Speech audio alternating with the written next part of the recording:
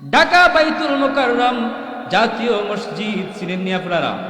এই জাতীয় মসজিদের প্রথম খতিব মুফতি আমিনুল ইহসান মুজাদ্দিদি আল বারাকাতি, যিনি ঢাকা আলিয়া মাদ্রাসার হেড মুহাদ্দিস ছিলেন, আবার বাইতুল মুকাররম মসজিদের যিনি প্রথম খতিবের দায়িত্ব পালন করছেন, আশিকে রাসূল মুফতি আমিনুল ইহসান মুজাদ্দিদি আল বারাকাতি, উনি একটা কিতাব লিখেছেন ফিকহুস সুনান ওয়াল আসার। কাবিলে কেরাত কিতাবটা পড়ানো হয়।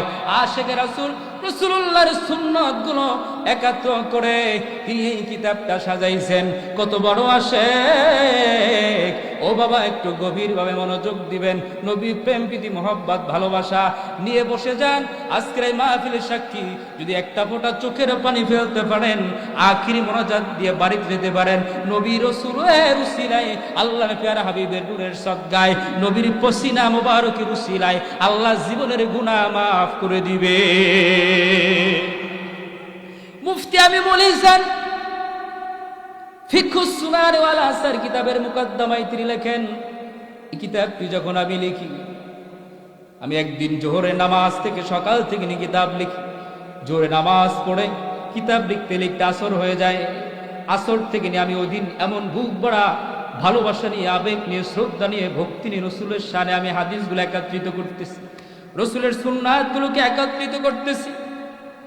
আর চোখ থেকে পানি পড়তেছে।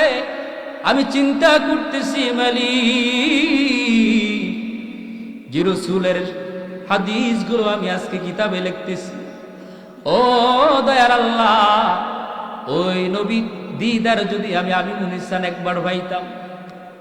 সুবহানাল্লাহ।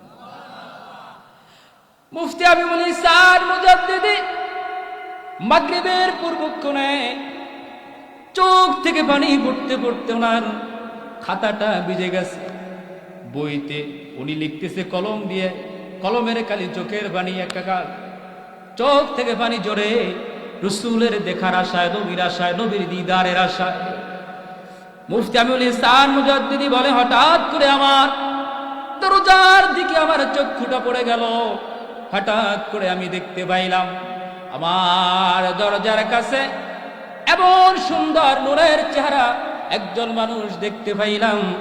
আর এই জীবনে কত সুন্দর মানুষ দেখেছি, কিন্তু এত সুন্দর চেহারার মানুষ আমি আমিনুল ইহসান আর দেখি নাই। আমিনুল ইহসান বলেন, আমি তাকায় রইলাম, আমি তার চেহারার দিকে তাকায় রইলাম। আমাকে ডাক দিল, হে আমিনুল ইহসান, তুমি কি আমাকে চিনতে পেরেছো? বলে, কে গো আপনি? এত সুন্দর চেহারার মানুষ তো আমি কোনোদিন দেখি নাই। বলে, তুমি যার কিতাব লিখতেছো, যার হাদিসগুলো তুমি লিখতেছো, যাকে দেখার আশায় চোখ থেকে পানি ঝেড়ে ঝেড়ে দিয়ে কান্দো, আরে আমিনুল ইহসান শোনো, আমি ওই মদিনার কামলিওয়ালা নবী রহমাতুল লিল আলামিন। আমিনুল ইহসান মুজাদ্দিদি ডাক দিয়ে বলে, নবী, ইয়া রাসূলুল্লাহ, ইয়া হাবিবাল্লাহ, আপনার দিদারের আশা আমিনুল ইহসান, আমি চোখের পানি ঝেড়ে কান্দি গো নবী।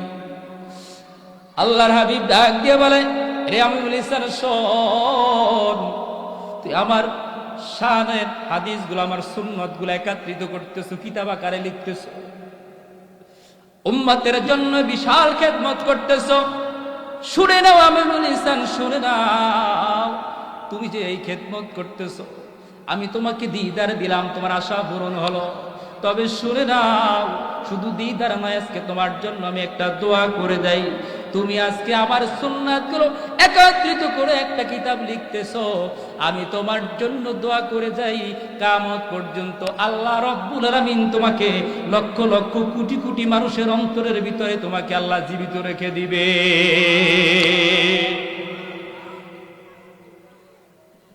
এ বাবা, বুঝে থাকলে জবাব দিবেন, রাসূলের দিদার পাওয়া যায় কি যায় না?